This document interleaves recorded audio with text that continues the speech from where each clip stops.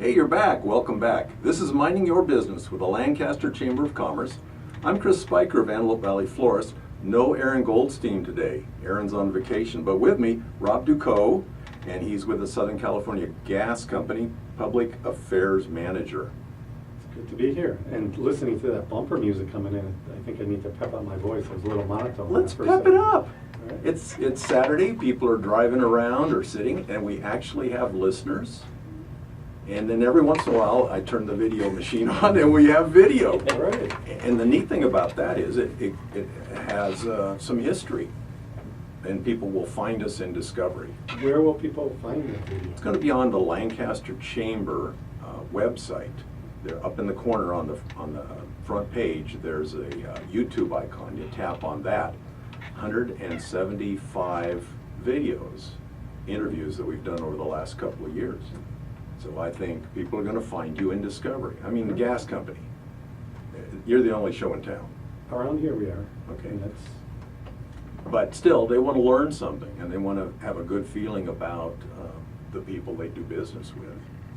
And I'm glad that your company joined the Lancaster Chamber and is involved in the community. and we serve almost 21 million people in Southern California, from southern Fresno County. There aren't that many people here. Not here in the Antelope Valley, but you get outside the valley. Really? There are, yeah. I live in White Fence Farms, and a portion of our development, 1950, they opted out on the gas line, and they're still living on tanks. It's like, wow. We are, I was just in California City today, and looking at just that, where we have gas lines and where residents are served by propane. Yeah.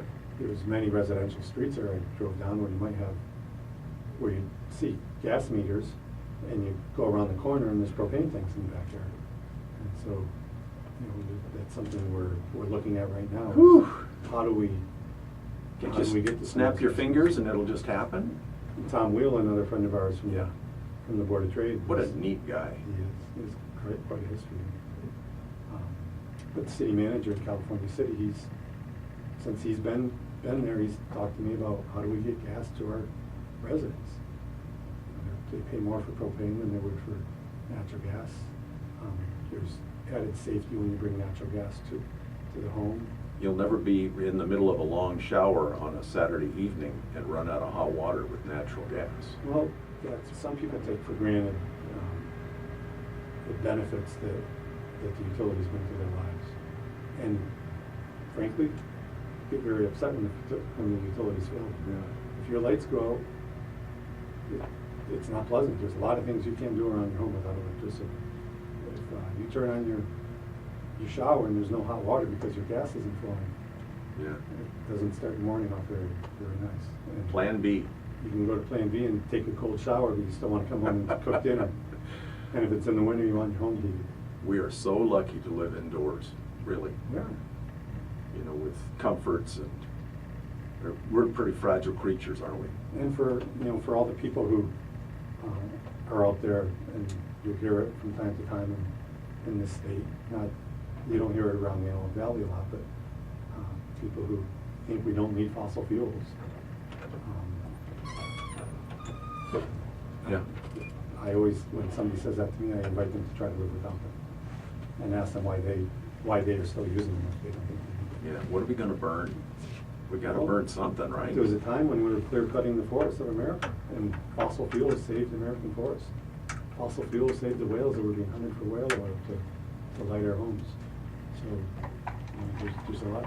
And when you think about all the worldly goods that we enjoy because of fossil fuels and having fossil fuels in our lives. Yeah. So maybe There's a place for wind and solar. There's plenty of wind and solar generation here in the Antelope Valley. And we embrace all fuels. But to say we don't need that specific fuel, I think is short-sighted when people. You mentioned solar. I'm thinking, maybe it's kind of cool that we've become the alternate energy capital of the world. Well, you were talking about, I travel a lot, and I told you I'm based in Bakersfield. Kern County produces more oil than any county in the United States. Kern County also Really? Kern County produces more oil than the state of Oklahoma. 10% of the American oil Yeah. production comes from Kern County. Wow.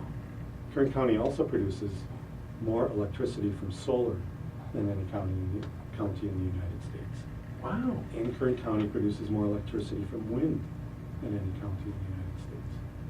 And a little tidbit I like to throw in, Kern County produces more ice cream than any county in the United States. And they've got Merle Haggard and, yeah. We have the Doers ice cream plant, Doers and Nestle ice cream plant in Bakersfield produces 1/3 of the world's ice cream supply. You think you can get me a tour in there? No, it's hard. I haven't been able to do it. I'd love to. I want to be on their quality control team. Yeah. They do a great job. Sounds like that's going to have to go on the bucket list of important places to go. And when I talk about Kern County, a lot of the oil production is western Kern, but a lot of the wind and solar production is eastern Kern. Right here, from Mojave to Hatchby. They're our neighbors. We have a lot in common with Kern, especially eastern Kern. Especially eastern Kern. Because they're in the Antelope Valley here. Yeah, and the Antelope Valley Board of Trade, getting back to that again, Ridgecrest, Tehachapi, Cal City are all involved in the Board of Trade. Yeah. The Air and Spaceport of Mojave. Mojave. That's huge. Rosamond has been, yeah. World-class operations there. Wonderful things going on in Mojave. Yeah. You mentioned this mobile home park utility upgrade program. Yeah, the mobile home utility upgrade program is something that the PUC, the California Public Utilities Commission, which is the organization the state agency that regulates us and other public utilities, came to us and the other utilities a few years ago and asked us to look at this. And so right now we're in the third year of a 3-year pilot project to do what we call, to bring our services inside mobile home parks. Traditionally, most mobile home parks would have a gas meter at the entrance to the park. And that our pipelines stop at the meter, wherever that meter is. And then the owner of the property owns the pipes beyond that. And so if you think about your home, your meter is probably very close to your home. Yeah. And so we own to the meter and you own after the meter. And so everything inside your home is your ownership, your responsibility. At a mobile home park, we would own up to the meter. And that meter was usually at the gate. So that presents some problems. Right. And that you would get the mobile home park owner then owns all the pipelines inside the park. And this could be true for... So you can't fix those? Correct. Yeah, ouch. And so there could be safety issues. As I told you earlier, when there's a gas outage and we turn on a meter, we have to go in and light. Now you're depending on the park owner's stuff. Right. You're repairing his. And so some parks do what they call sub-meters. The park owner would meter each of the trailers individually, and sometimes they don't. They just charge a flat fee or Divided by tenants. 200 Right. trailers. But then there's safety issues. If there's a leak in a trailer or in a mobile home, it's on the owner of that mobile home park to take care of that leak, to relight appliances, and it's not always done properly. Yeah. The pipelines aren't necessarily in a public right of way. They're wherever the park owner wants to put them. And oftentimes we found electric, water, and gas lines in the same trench with no separation. Wow. Out in the city, in the community, we may be in the same trench, but we have protocol on how far apart they have to be. Before we get back to the trailer park, mobile home park, a couple years ago the citizens decided to build a statue of Larry Cimboli, life size. Yes. All those ended up being pretty big.